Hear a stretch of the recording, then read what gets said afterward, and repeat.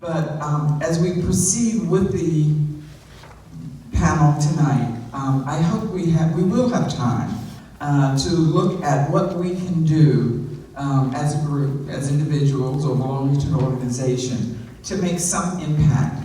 I've had a particular interest on it's not that I'm not interested, but not on the overall issue of immigration, but on family separation and its effect on the children who are separated from their families.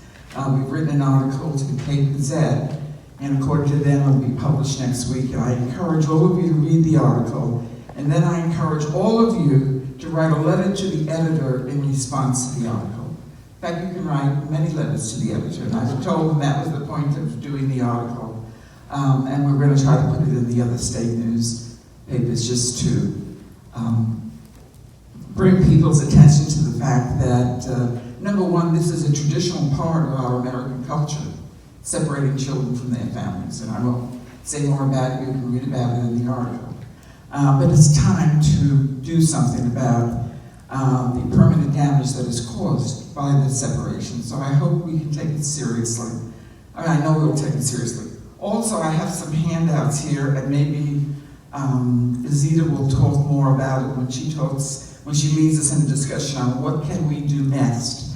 And it gives you a list that was composed by many individuals who came to the activities that were suggested in terms of what we can do. These are lists of what we think are very well-vetted organizations that we can contribute to, either for attorney fees or services to immigrant families or particular families to children. So please feel free to take some of these, but I'll wait until after Zita makes her presentation.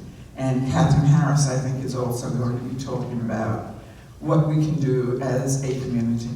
And with that, I'm going to turn it over to you now.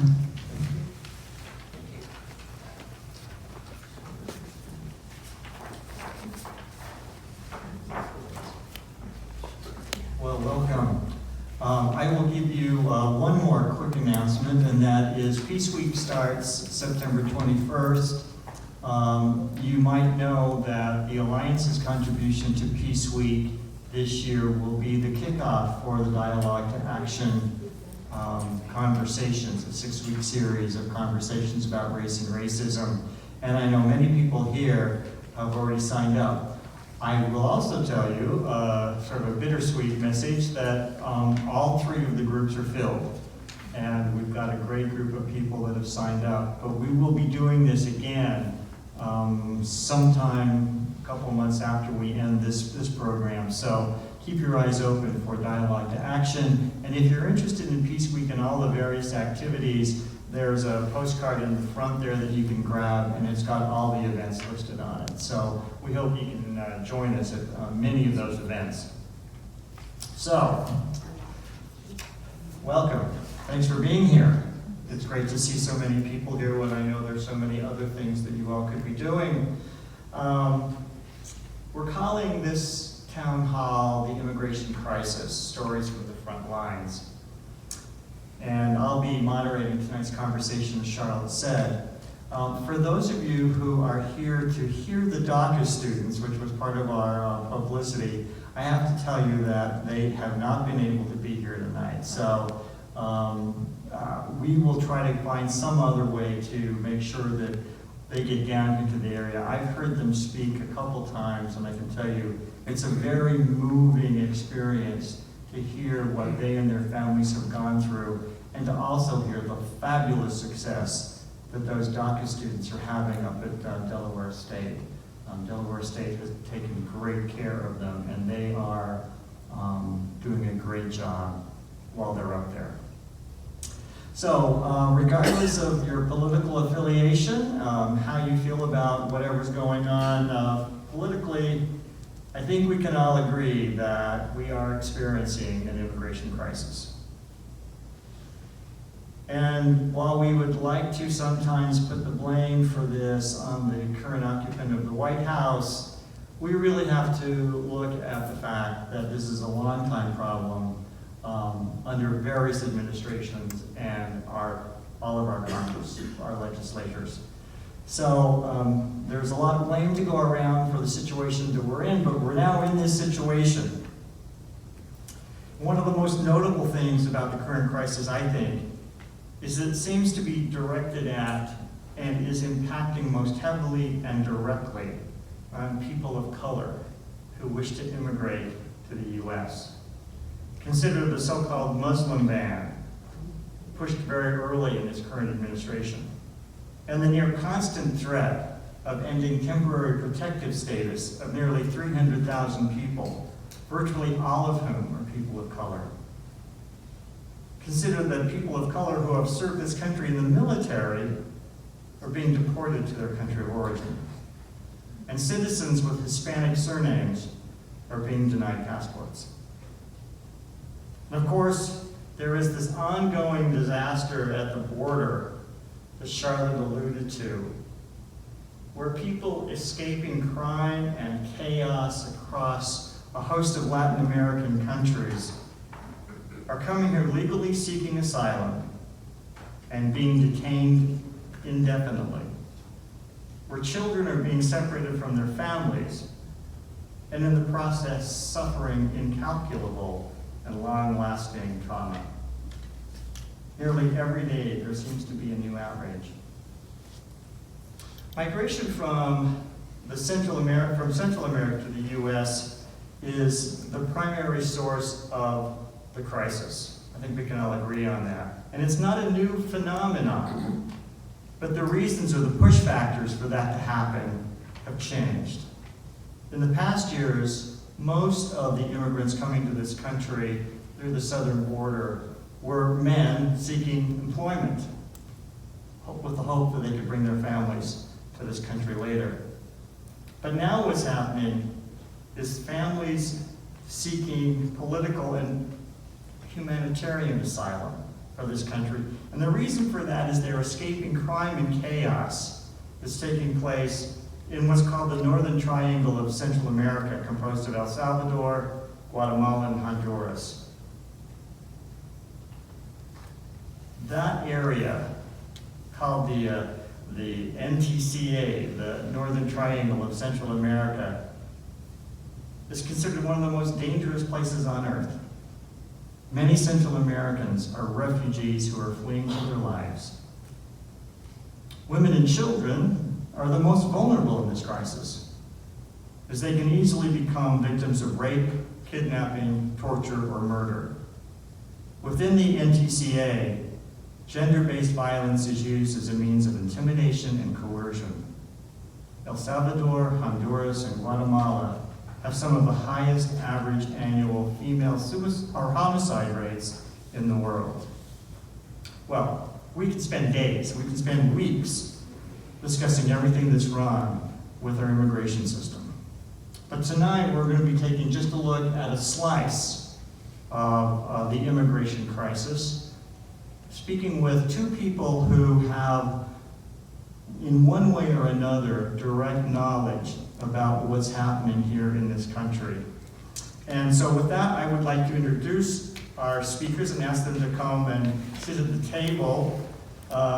We're joined tonight by Delisi Washington, who is the coordinator for Network Delaware Safe Communities Coalition, which focuses on sanctuary for immigrants. And we've also got here to my immediate left, Linda Dean, who has recently been at the border, something that many of us talk about, but very few of us actually do. And Linda's come here to share with us some of her experiences. And so what we'll do is we're just going to carry on a little bit of a conversation with both Delisi and Linda. We'll ask Kathryn and Zita to come up and speak about what's going on here locally, and then we'll open it up for Q&A, if that's okay. All right. So I'm going to make myself comfortable. Help her with her mic. What makes you think I know more about the mic than she does? This is probably better. Looks like the last guy I went out with. All right. Maybe I'll just do that. let's start with you. First of all, do you want to explain a little bit about the organization that you're here representing? Yes. So my name is Talisi. Can you hear me? Or is that right? That's better. You got to speak directly into it. You can hold it if you want. It's up to you. So I'd like to share, I'm the coordinator for Network Delaware's Safe Communities Coalition. Network Delaware works to mobilize communities and create leaders that are community organizers, and so they have various campaigns. I decided to get involved specifically with the Safe Communities campaign because of their mission and focus to protect immigrant populations by changing policies that are not discriminatory or targeting the community. I also want to share that by profession, I'm a clinical social worker, and my primary service is as an immigration evaluation. And so for individuals and families that are processing for legal status, whether that is seeking asylum, victims of crime, victims of domestic violence, family members that are petitioning for a spouse or a child. And so a psychological evaluation is used more like a psychosocial and psychological, because it covers what is the psychological impact as well as what is the economic impact for the family, what are the implications or the anticipated hardship if they have to return to their home country. And so I feel honored that I get to hear those stories, because it really is a life history, and I'm able to speak to the children in these families. I'm able to speak to some that have been here over 20, 30 years. Sometimes with asylum, I'm able to speak to them when they are literally just less than a year in the United States. And so I consider that an honor. I have a lot of stories. This is very personal, and I think it's a call for immigration reform, but we will get into what some of those barriers are and the things we're doing. In terms of safe communities, we are focused on increasing awareness, the education piece, hosting rallies and trying to be responsive in that way as well. And did you want me to mention what we've covered so far, or not yet? Yeah, no, that was going to be my next question if you didn't do it. So please, tell us a little bit about what the Safe Communities Coalition has been up to and what you're trying to get accomplished. And so thus far, we've had a Safe Communities resolution passed in Newcastle County, the City of Newark, Red Clay School District, and Christina School District. And we usually use Safe Communities, it sounds safer than sanctuary, but essentially it is that, where we want to make sure that people are being welcomed and that specific policies are in place that are protective of their rights. So what's the nature of the resolution? What do these counties, cities, and school districts, what do they basically agree to? It's essentially, I don't know if I'm using the right word, but a vow or that they are not acting as immigration enforcement. And so the sharing of personal information, and because we're making sure that we're disrupting local and state agencies from acting like immigration enforcers. Because we know that that's directly targeting communities that are most vulnerable. So essentially that's the biggest piece. I think we have more work to do and what that really looks like day to day. Okay. And do you have plans to expand this program beyond the areas that you have approached so far? At this point, to be honest, it seems like the governor is not prepared to make the state a sanctuary state. And so our approach at the moment, which it seems like we're in constant conversation of what the best approach is, our approach at the moment is engaging all of the systems that we know our communities are engaging with. So the Police Chiefs Council, which they've had trainings, and we understand that more is happening in Sussex, maybe than Northern Delaware. The education system, so we've had talks, there's like a welcoming schools toolkit that some schools or school districts in Pennsylvania has adopted, and they're a little more clear, and they're doing a lot of research and focus groups to capture what the impact is on the community. And not just those that are directly impacted, but students are hearing the stories. Conversations are coming up. Educators may not even know how to support or facilitate those conversations. Or sometimes we know there are overt discriminatory practices that are going on in the classrooms, in the schools, within health systems. And so right now, that's our approach. Definitely a couple meetings coming up, and it is a tough balance of how open we should be, or if it should be kind of undercover, the things that we know would help. Well, one of the points of tonight's town hall is not just to hear these stories and these efforts, but to think about what we as individuals might want to take on for ourselves in either on our own or in small groups. And it strikes me that thinking about school districts might be something that is doable. It sounds like you've had some success in a couple of the areas, which is terrific,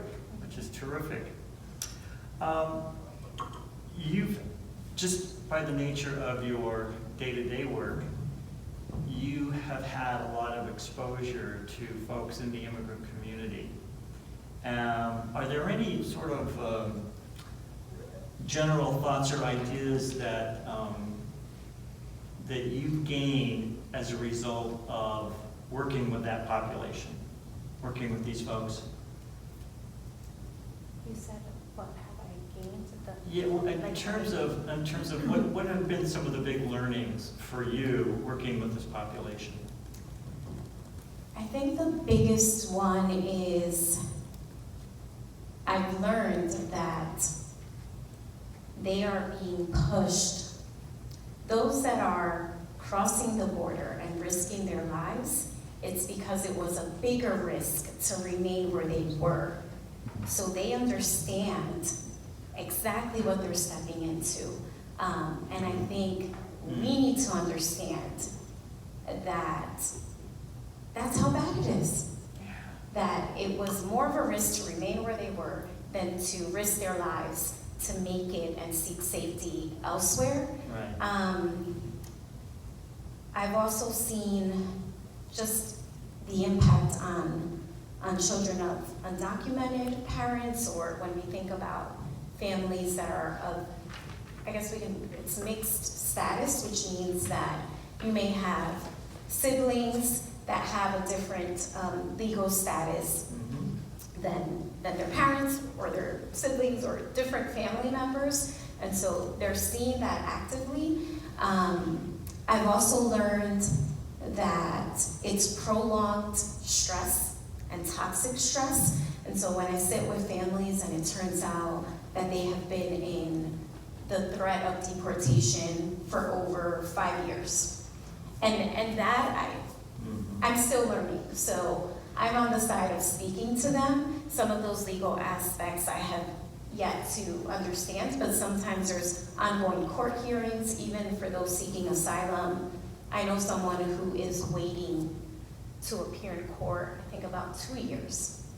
And so there's this backlog, and they're just like dragged and living in that fear, uncertainty of their future, and whether they are being honest and having those conversations with their children feel it, or the little they know is enough where it has significant mental health implications. And that's where I get emotional and really angry, because I see it firsthand. And that was my push to get more involved and see change, because as a mental health provider, I was sitting with the children and the adolescents who, honestly, before our current administration, through news sources and all of that, their anxiety was already intensified. And then when our new president was elected, I saw just the mental health deterioration. And I couldn't sit there anymore. And so I was working for Nogales at DuPont Hospital for Children in their psychology department. And I decided I needed to do more as an activist and holding true that this is a humanitarian crisis and that justice is needed. I'll also mention Delaware is a trauma-informed state, and that's where we're trying to push for more movement. And what's the benefit of that? I think the benefit is when we talk about trauma, we have these different subgroups. Children facing poverty, children that may have parents incarcerated. It's a host of, the list of adverse childhood experiences that we know have physical and mental health implications. And so I try to bring to the attention that we are dealing with a very vulnerable group when it comes to immigrants. And so that should be a part of the conversation when we're talking about the children that are most at risk at this point. Right. Is there any particular cases that you've dealt with, people that you've dealt with? I shouldn't call them cases, they're people. Are there people that you've dealt with that, without divulging any kind of confidential information, whose story that you can kind of share with us and talk about what it's been like for them? Yeah, one that comes to mind is actually a DACA recipient who I believe her family came to Delaware when she was about 5 years old. And so she went through the entire Delaware school system. I believe she graduated from Deltech with a criminal justice degree. And her goals were, she wanted to become a police officer. Without a social security number, you cannot become a police officer. And so she just speaks of, she speaks of her father actually being detained and I don't know if I'm mixing up stories now, but these are true stories either way. So if I'm not mistaken, if it wasn't her case, it was another. When she was an adolescent, dad was detained by ICE and ended up being away from the home for maybe 4 weeks or a little longer. And that meant that she was forced to, and I think she says it was my 15th birthday, I remember it clearly. She wasn't able to celebrate her birthday. And she was working, she's a high school student. So she ends up having to take a job, start working along with her mom to be able to cover the bills while her dad was detained. She talks about the fear she felt even at home, like just feeling that the home wasn't protected because the male presence wasn't there. She was also the oldest sibling, so she was taking on the protector role. Like, I have to be strong, I have to work. In the middle of all of that, which I'm not surprised as a mental health provider, there were significant health, like I think her mom ends up hospitalized, she's dealing with some issues. So she's able to talk about the fear she's lived in, and then her own status and not having a pathway to citizenship. That's the other important information, right? That there are some resources that are available to her as a DACA recipient, but there is still no pathway to citizenship. And so she's pursued higher education, which I see many students, I forgot to say, I work for a college success program also, and through there I'm able to engage with college students that may be undocumented as well. And you just see that they are burdened, angry, and feel stuck because they are not able to partake in what they see other students taking advantage of. And with all of that stress and trauma that they're experiencing, they are doing amazingly well academically. I think of the program at Delaware State that has, I think they're up to over 100 DACA students now. The average GPA for the folks going through the DACA program is well above 3.5. I mean, they've got a lot of stress, and they are determined to do the very best that they can. It's inspiring.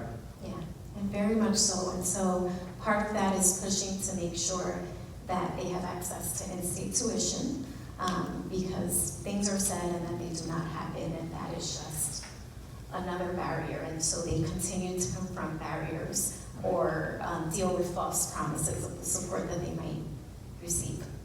Yeah. I in some of my conversations with some of the DACA students, I mean, it's they have lodging and tuition and some of their expenses paid during the school year. Summer comes and all of a sudden they're on their own.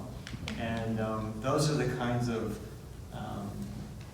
again, it just adds to the stress that they're facing, and yet they continue to succeed. I'll end there. I feel like I'm speaking too much. What? I said I'll end there. And we'll get to it in a minute. I'm not through with you. What I'm hoping that you can do, either with your social work hat on or with your Network Delaware Safe Communities hat on, what are some of the things that you would like to see me and the folks out there do to help support your efforts? Thank you for asking. We need a ton of support. We need a lot of brains working together, a lot of hands working together, because if we want to increase awareness, the research is needed, the numbers are needed, the statistics are needed. Per se research, op-eds need to be written. There's so many ways. Fundraisers need to happen, fundraising events, because I think one of the most important things is making sure that these families are supported or they have access to services, and often they are very expensive. So that's the other thing I've learned, where it's thousands and thousands, whether it's paying for legal fees or different things. And so making sure that there are coordinators and committees for all of these things. Also, for safe communities specifically, a goal is to branch out and make sure that the needs in downstate Delaware are covered. And so we actually need a leader, someone who can lead those efforts, because it's likely unrealistic that we would have either myself or some of our others that are traveling back and forth. So that's one. And So who's ready to raise their hand? No, that's not.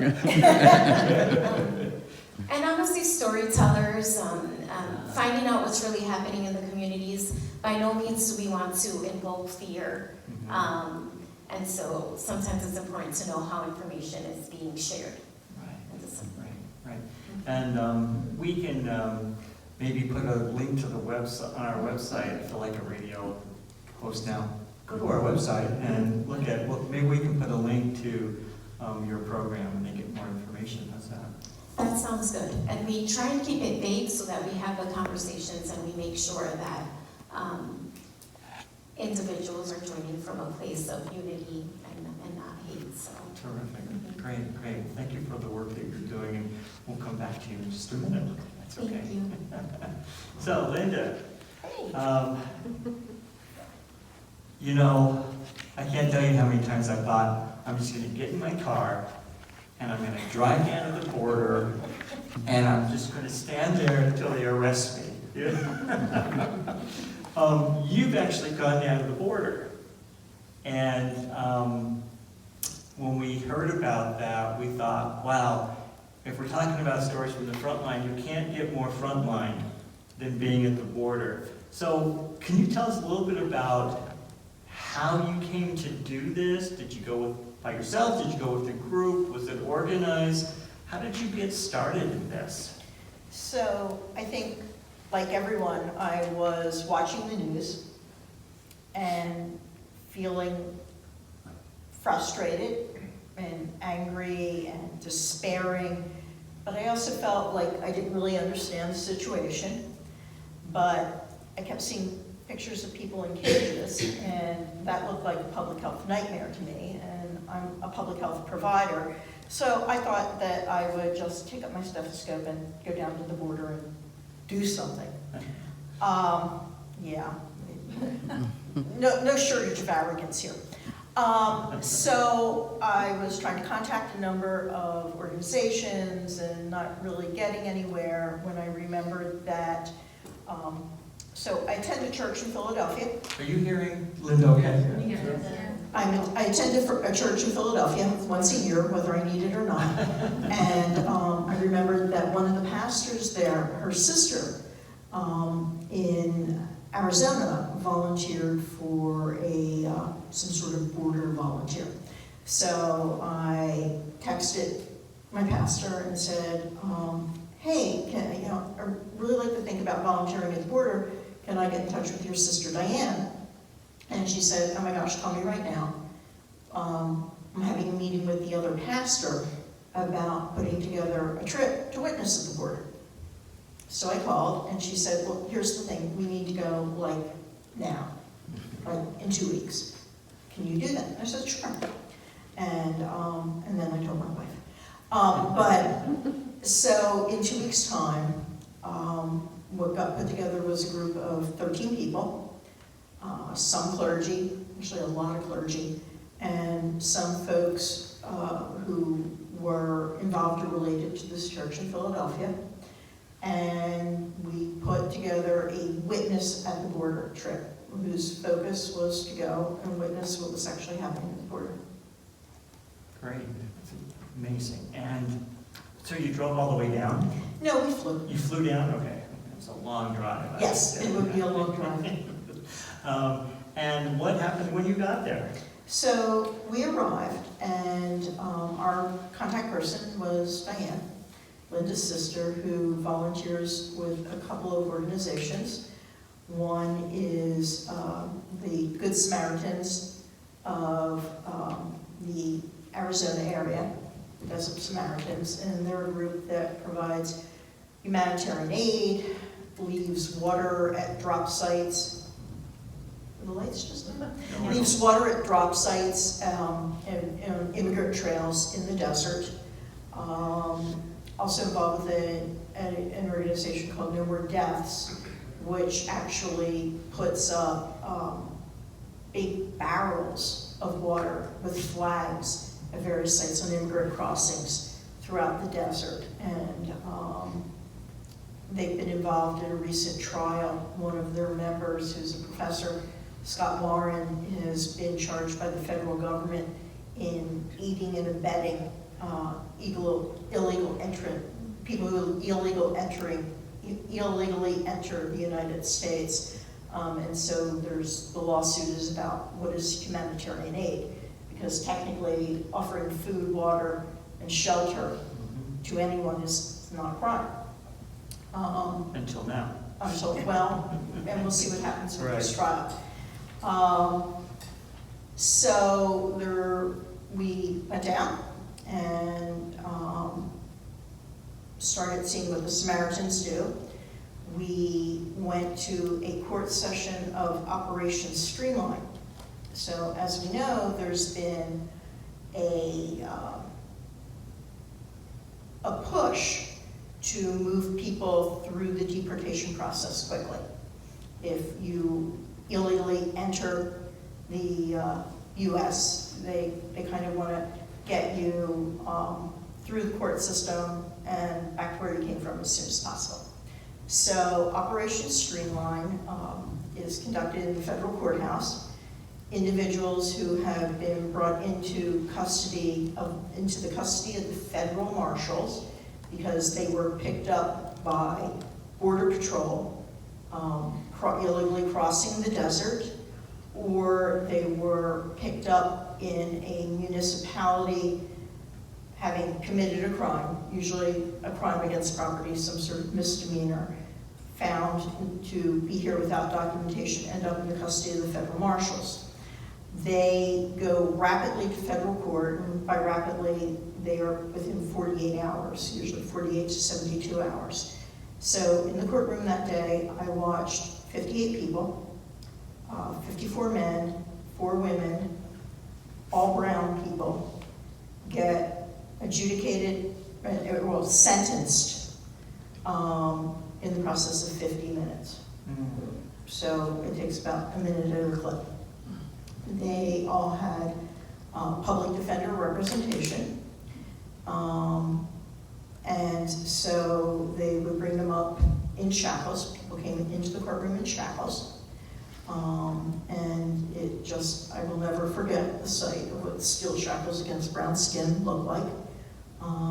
But it looked like we were returning slaves. I mean, it was terrible. And in a courtroom, they bring people up at about 7 to 10 at a time. There's a translator. The judge speaks to all of those individuals and says, essentially, you are accused of entering the United States illegally. How do you plead? And then the attorney goes through for each of the individuals, and they will be, for the most part, they all plead guilty. They all waive their right to a jury trial. They all plead guilty. They are all sentenced, for the most part, to time served, and then they are remanded. They are remanded into the custody of ICE. So they go from federal marshal custody to ICE custody.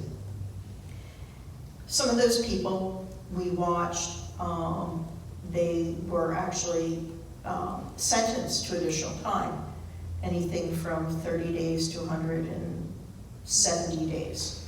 And then, you know, they all plead guilty and they go back.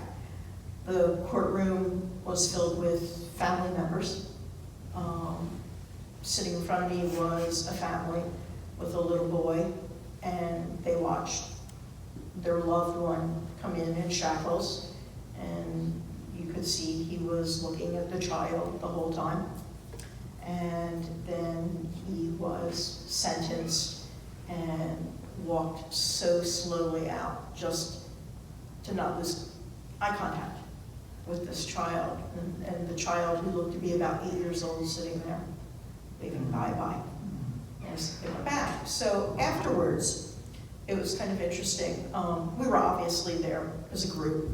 One of the marshals came up to us and said, would you like to speak to the judge after this is over? And we said, sure. And amazingly enough, this federal court judge walks down from the bench, takes his robe off, slings it down, and leans against the bench in front of us and said, well, what did you think? Do you have any questions? And the conversation that ensued was very much the judge saying, I'm just a cog here. I'm the person who moves, who enables people to move from here to there. They brought me out of retirement to do this. And I asked him, I said, you know, do you see any other cases? And he said, the only cases we see in federal court in Tucson anymore are drugs and immigration. That's all we see. So we said, well, why does everybody plead guilty?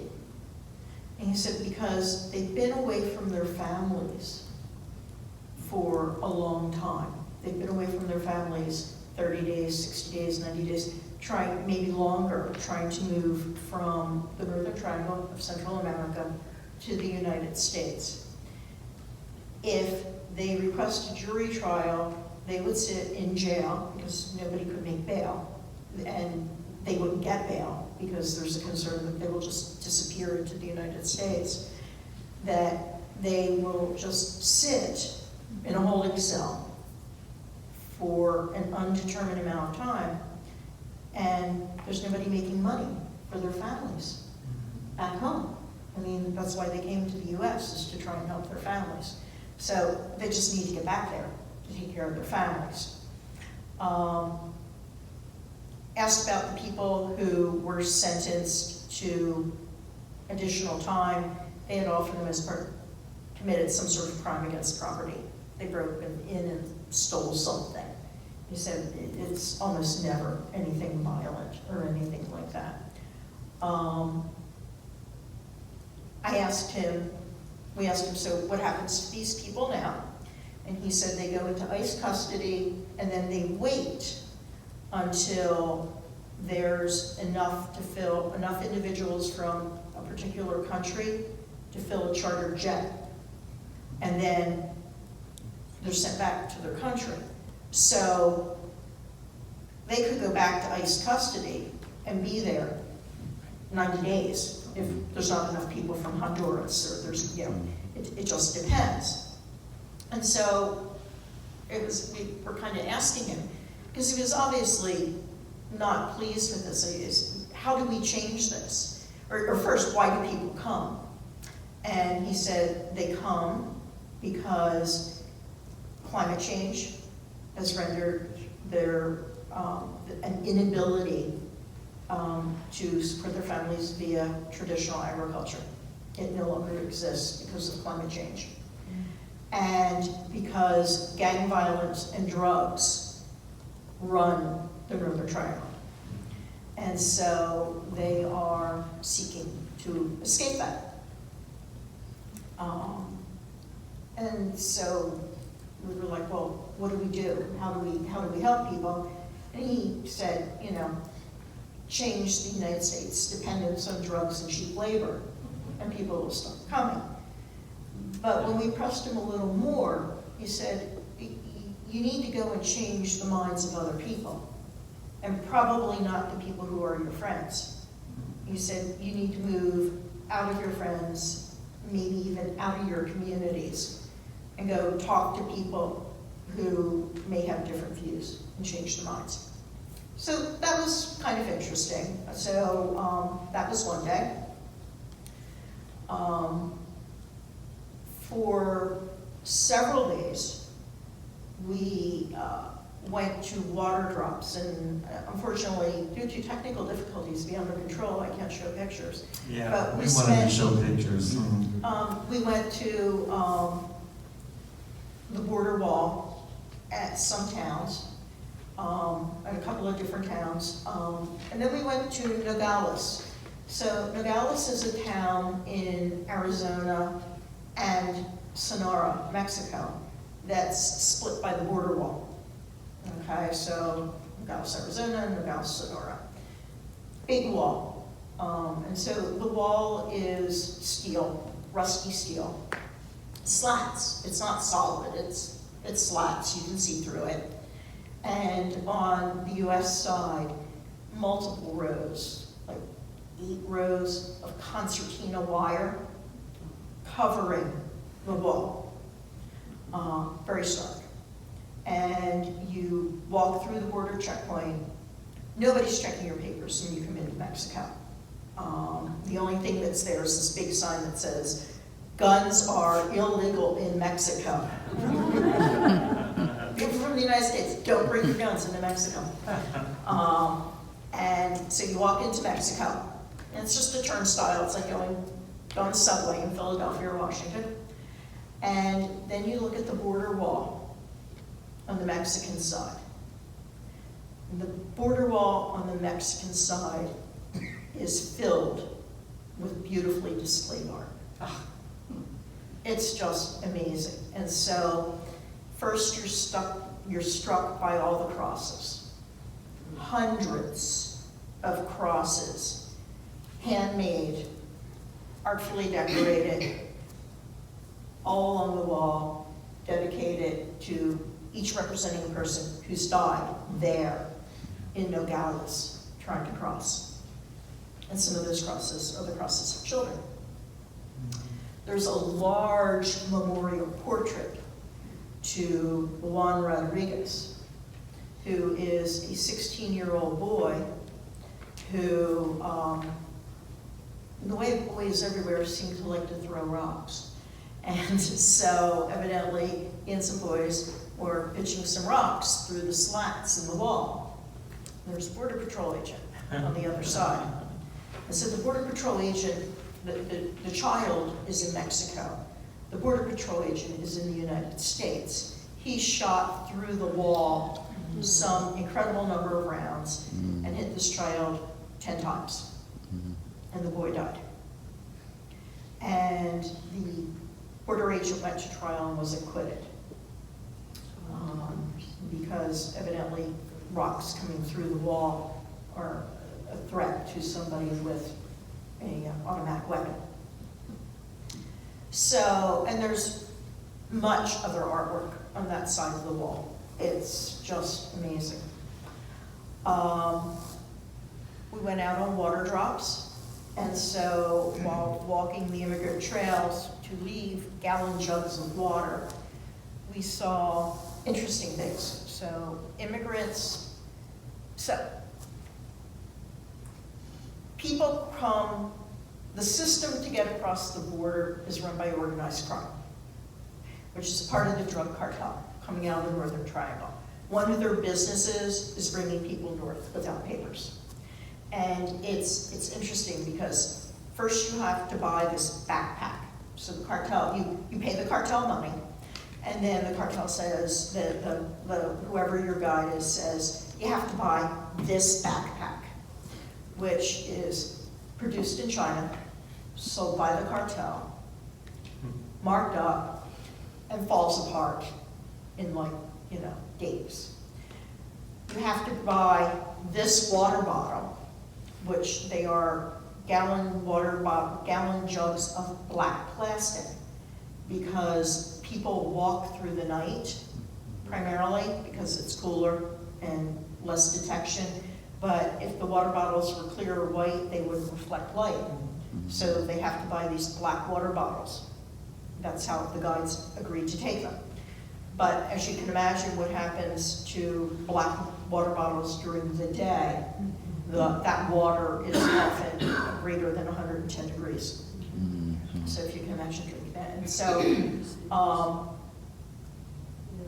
the Border Patrol has all kinds of ways to look for people. So they have cameras on towers watching the border every several thousand feet. They place small cameras on the trail, and you don't see them, but they're kind of in the brush and the stones, but footsteps set them off, wildlife sets them off, and there's somebody always monitoring that footage. And then they have something called a drag, and they see the trails, which immigrants often come on, and so there's this thing called a drag, which will be 6 large truck tires chained together flat, and they drag them over the washes to smooth them out so that they can come back and check. The Border Patrol can come back and check for footprints to see if people have been walking.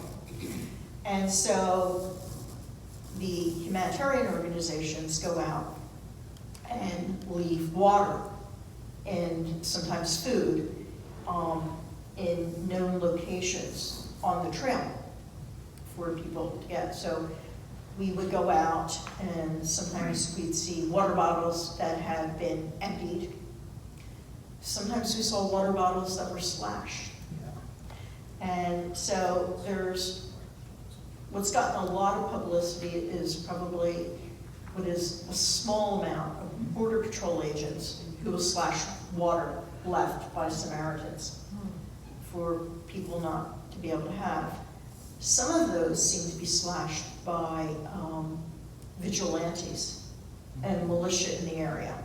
And I did see at one place where we went, one town, which is a known border crossing, pickup truck, guy in a pickup truck, in the back of his pickup truck was a machine gun mounted in the bed of his pickup truck. And I do not have a picture of that because I was terrified and wasn't about to drag out a camera. And he sits there behind this machine gun. Can't say he's shot anybody, but it's really intimidating. Yeah, it's very, very frightening. Linda, when did you do this trip, and how long have you been back? July. July 14th, so, and I was there for 2 weeks. 2 weeks, yeah. So you've been back for a little over a month, it sounds like. And I have to imagine that you go through something like that and then you come back and then there's a time to process. What are some of the things that, in retrospect, you think about, this is what I've learned, this is what I really want to bring back with me, and this is what I really want to tell the people? So, what I learned is it's all about exploitation and racism. It's the United States, as Don mentioned, this was starting in the 20s and 30s, the U.S. exploitation of the fertile grounds in Central America. And then in the 80s, we began, the United States inserted themselves into Central America because they were concerned that the political skirmishes that were happening in those countries could result in an opening for the area to become communist. And so the U.S. inserted themselves into the skirmishes in, we occupied Nicaragua for 30 years. So in Nicaragua, Honduras, El Salvador, Guatemala, and made those skirmishes and those political conflicts into full-scale war. And that's what went on in the 80s. We created a situation that was so destabilized that people fled Central America and came north. I think in 1 year, something like 70,000 people came from Central America into LA, undocumented. There was no way for them to come in legally. That's where the gangs started. That's where, was it M16, the gang? It started in the US. Then we deported, and it was a response to folks who had lived through such horrible trauma and poverty. Those gangs were a way to survive and have community, became very violent, then we deported them back to Central America, where those gangs still operate. So exploitation of Central America, and then racism. I saw it time again. So Border Patrol operates within 100 miles of the border. Border Patrol has the right to operate in Lewis, Delaware, okay? And so I would go through this checkpoint because I was one of the people driving, and there's a checkpoint between Nogales and Tucson, and there's little towns in between. And so, you pull up to the Border Patrol checkpoint and you kind of learn the drill. All the windows go down, all the hats come off, your sunglasses come off, right? And they look in the car, and they see a carload of white people, and they go, "See ya," and on they go.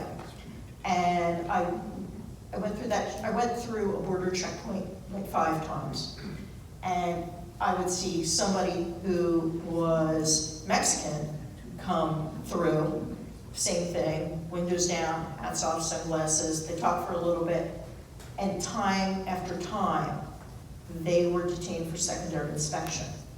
I never saw a carload of white people detained for secondary inspection. Secondary inspection means they basically toss your car. The dogs are there, they start searching your car, and you're detained. And I asked one of the local people we were with, how long is this person detained? And they said anywhere from 15 minutes to several hours. And the problem that happens is if you live in Nogales and you work in Tucson and you gotta go through that checkpoint every day, you're gonna be late for work a lot. And people end up losing their jobs, so. Right. Is this something you'd recommend? To go? To go to the border? No, there are plenty of stethoscopes at the border. There's plenty of other volunteers. Unless you're an attorney with a background in immigration, in which case, pack your bags and go. They need all the volunteer attorneys they can find. If you're a Spanish speaker, you may have a role in helping people apply filling out the application for green card renewals and citizenship and that kind of thing. But for the most part, when I look at what we can do, I think the first thing we need to do is remember that immigration court is like no other court. Immigration court sits in the executive branch of the government in Homeland Security, and it answers only to the executive in the White House. And so pressuring our legislators to move that court out of Homeland Security somehow would be of great benefit to people. That would be a terrific benefit. Working with organizations that can sponsor asylum seekers. So these are people who have had a hearing, been deemed that yes, maybe they have a case for asylum. They'll have an asylum hearing somewhere between a year to 2.5 years. They need a sponsor somewhere in the U.S. If they're lucky, they have family or friends who can help them because they can't work for 6 months. And I think that the handout that Zita has brought has some of those resources listed. No? Okay. We have those resources listed on the. Oh, Yeah, not that, oh. Yeah, Charlotte. Say, we didn't bring Charlotte, it. I think, has Okay. something. So if you work with a faith community or an organization that can help sponsor an asylum seeker, that's a really big deal, because what happens is, if ICE is being nice, they drive them to a shelter on the other side of the border. Sometimes they just let them out and street them. Right. But if they get to a migrant shelter, a shelter that picks up migrants, they provide them with, they help them find a sponsor, contact their sponsor, get them a bus ticket, a backpack full of clothes. Their belongings are kept by immigration more often than not. The money that they bring north is kept. It just gets lost in the immigration system. They have nothing. Great, thank you very much. At this point, I want to invite Kathryn Harris and Zita to come up. And I'm going to let you sit at the table so that it doesn't look like, so it looks like you're part of us. And come on up.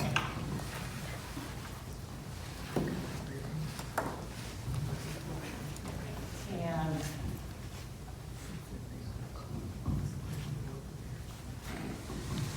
I'm going to ask Kathryn first if she will sort of give us a brief overview of the kinds of things that are happening right here in Lewis, Delaware, eastern Sussex County, that speaks directly to the issues that we've heard so far today.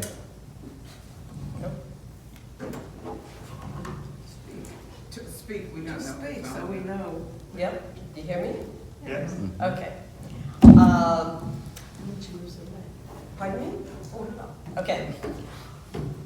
I can, I think there was a little bit of false advertising There there. you go. I can speak to the Silent Vigil project, which began when 3 folks got together for coffee. This was Donna DeKuyper, Lorraine Papp, and Mark Harris, and to discuss their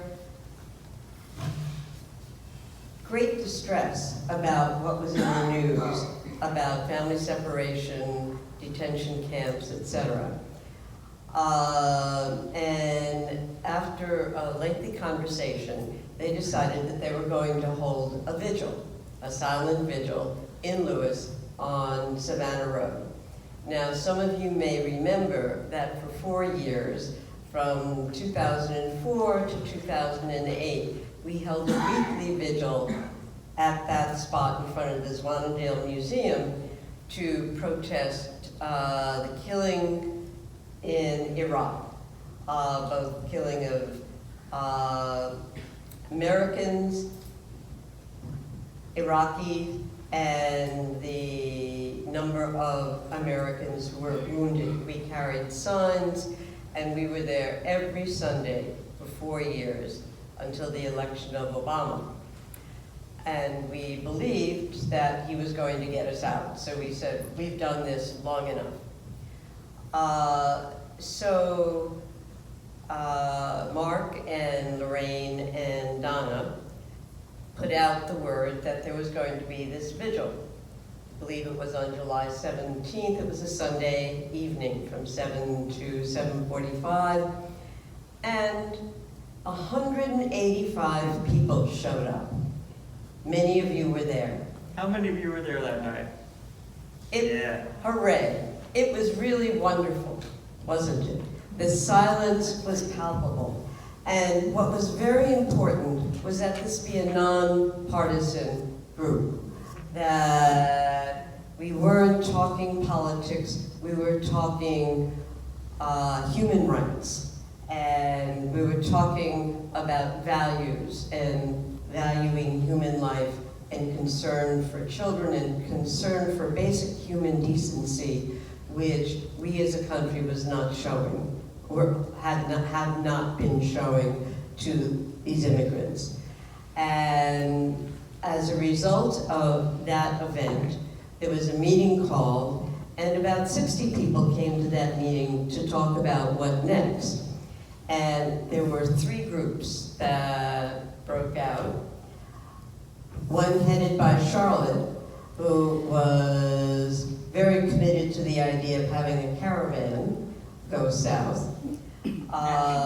Another, which I agreed to coordinate, was to have an ongoing every other week vigil to maintain a presence so that as the news went from this topic of concern to others, we would still be there to remind people. And we have had 2 other vigils since then. And there have been 80 to 85 persons at each of them. And people have been slowing down to read the signs, which document the number of folks detained, the number of detention centers, etc., etc. You mentioned a 3rd group. And the 3rd group was to work on policy, and frankly, I don't think it has done much. So what I can say is that there seems to be a strong presence and of folks who want to be able to do something.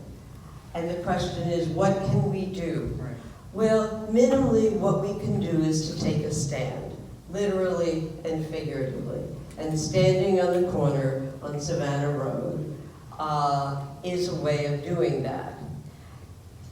And it feels empowering to do that.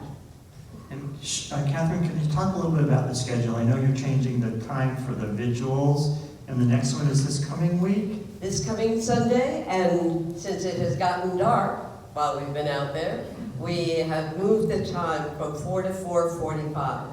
So please join us. We'll provide you with signs or bring your own.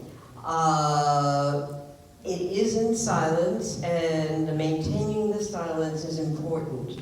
It's important both as a support for the group and as a behavioral expression of our unity. Right.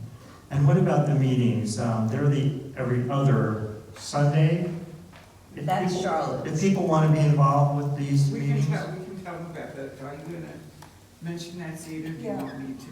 Okay, What I would say is that anyone who's interested in being on an email list, you can either sign our list on Sunday or come and give me your email address, and you'll get notices of the vigil and what's happening with that group. Thank you very much. So Zita, you're on this called the Caravan Group, apparently. Do you want to talk a little bit about what you're doing? No, It's not on. Yes? No. No. Put your mouth Wait. right. Give it a minute. Give it a second. Just give it a minute. Okay? Yeah. All right. So I joined the caravan committee that Charlotte was chairing, and we were all gung-ho about doing a caravan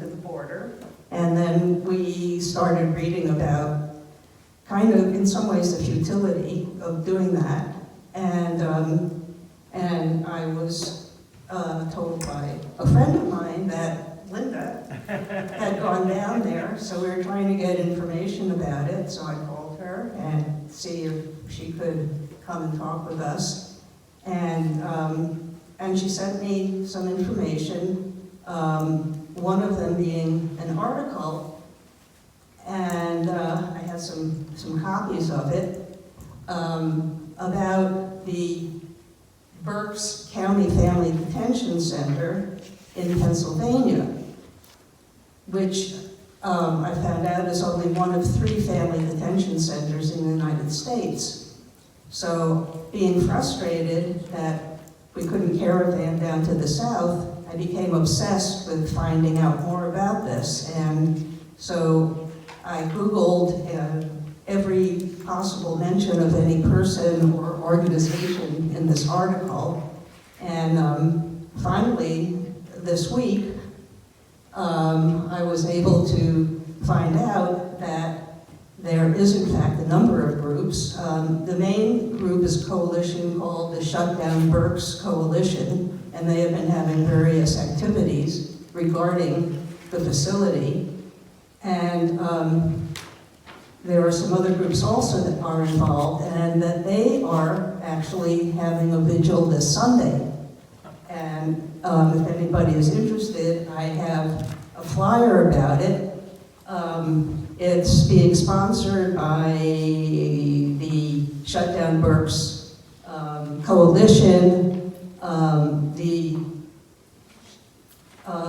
Shutdown Berks Interfaith Witness Group, and the Women's March from Pennsylvania. So it's at 3:30 at the center. I checked it out, it's about a 3-hour drive.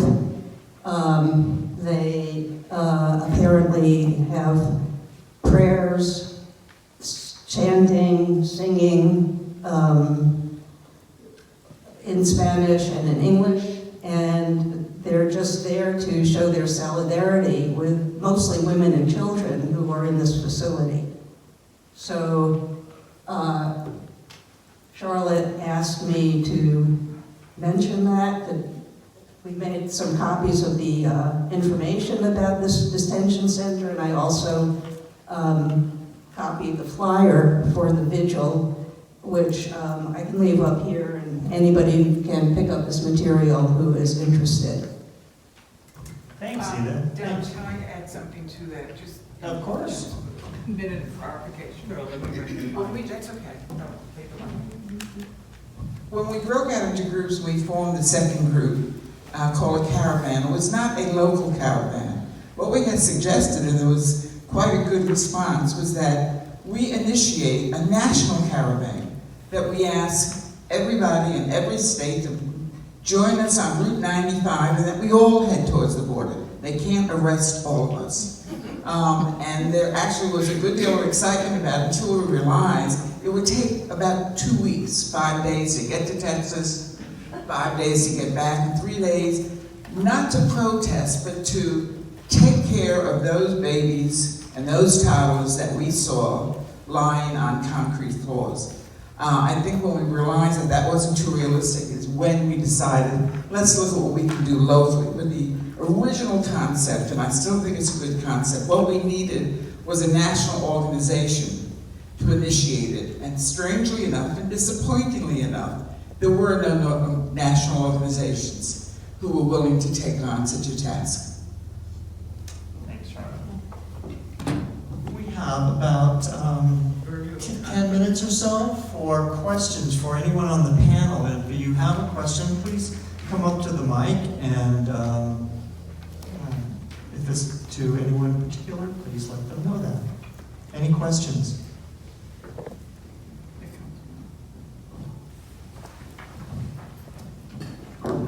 Susan Geckler with UUSD. You were talking about sanctuary, and you didn't think there was much hope right now for the state. Does it have to be the governor that declares it, or can the legislature declare it, or what can happen. I know we have sent a letter to the Cape advocating that. It hasn't been published yet, and we're hoping it will get out before too long. And just wondered what the process is if the governor isn't supportive at this point. You need, Right. can you share the mics? Yeah. So, hello? Yep, Yeah. you're good. I'm not 100% sure exactly what that process would look like. I do know that, for example, in New Jersey, the Attorney General passed an executive order. Now, how far that's gone or how much that's helped is the other question too. But other efforts are, someone mentioned lobbying, and so there's so many things we're working on, so there's things I didn't mention, but trying to make sure that we have legislators on board and backing it and sponsoring these things, because some of the responses, we're doing all we can, we can't touch it because it's federal, so we're just trying to push it that way. And so our hopes are that we could arrange lobby days and have communities come together. Thanks. What else? Kathryn, maybe you should mention Yeah, that that's what I want. Mark has met with our legislators twice now. The last meeting we had down at the restaurant was on what did our senators want us to do?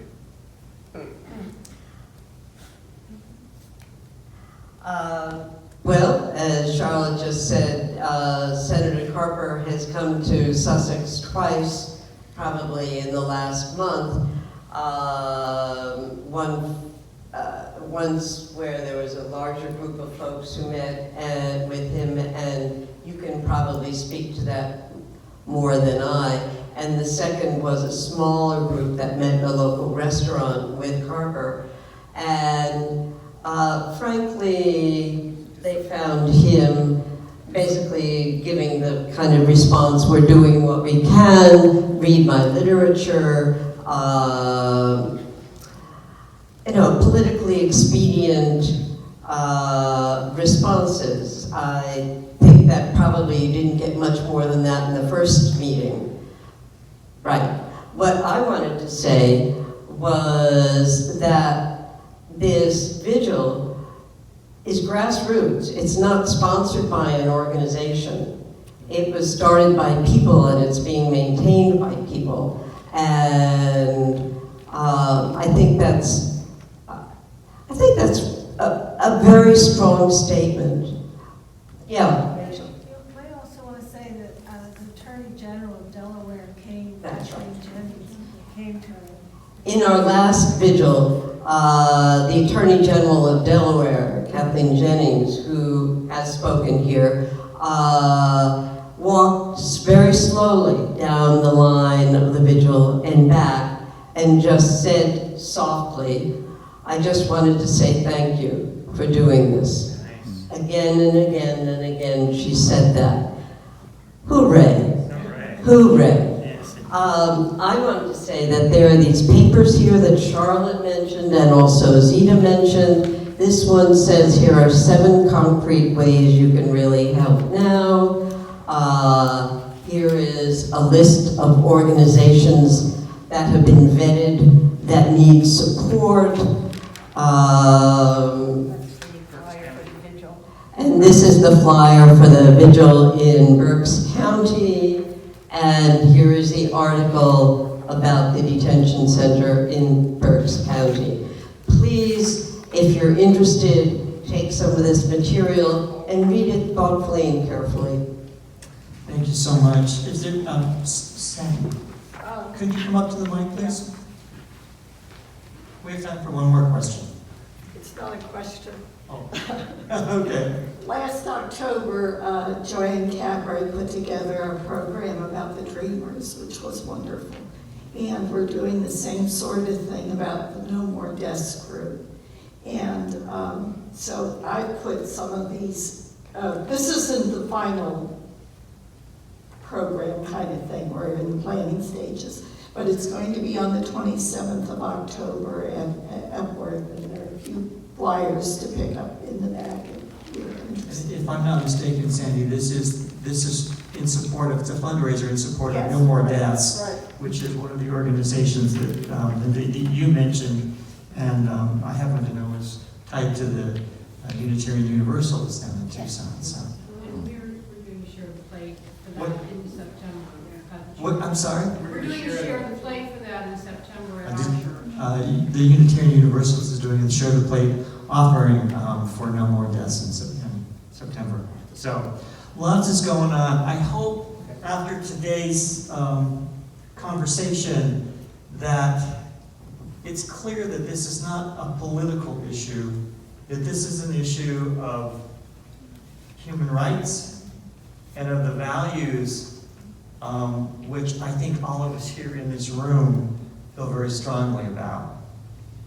And I hope, if nothing else, that this discussion, the information that's been brought forward to you, will in some way spur you to take some action, either individually or in groups. There is much that can be done, whether it's making a donation, or it's going to Berks County, or it's coming to the vigil, or it's lobbying your legislators, or it is supporting some of the organizations that Linda talked about that are down there taking water out to people who are thirsty. So, thank you for coming tonight. Let's give all of our speakers a big hand.